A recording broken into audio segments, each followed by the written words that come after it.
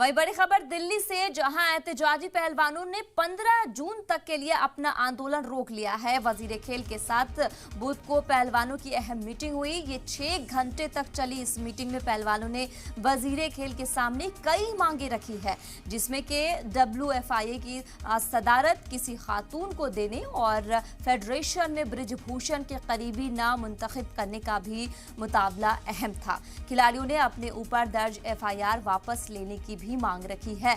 तो ये बड़ी खबर आपको बता रहे हैं कि कल हमने जिस तरीके से देखा, अनुराग ठाकुर के साथ इन पहलवानों की मीटिंग चली है और लंबे वक्त यानी कि 6 घंटे तक इन पहलवानों की ये मीटिंग थी, जिसके बाद से अब फिलहाल जो है पहलवानों ने 15 जून तक के लिए अपना आंदोलन रोक लिया है। वजीर खेल के साथ बुध को पहलवानों की अहम मीटिंग हुई। 6 घंटे तक चली इस मीटिंग में पहलवानों ने वजीर खेल के सामने कई मांगे रखी, जिसमें कि WFIA की सदारत किसी खातून को देने की सबसे इंपॉर्टेंट बात उन्होंने किया है कि जो WFI है उसकी तमाम जो एक ताकत है वो एक खातून को देनी ज़्यादा सबसे इम्पॉर्टेंट है। तो ब्रिजभूषण के करीबी नाम मुंतखब करने का भी उन्होंने यहाँ रिक्वेस्ट करते हुए तमाम पहलवान नजर आए हैं। खिलाड़ियों ने अपने ऊपर दर्ज FIR वापस लेने की भी मांग रखी।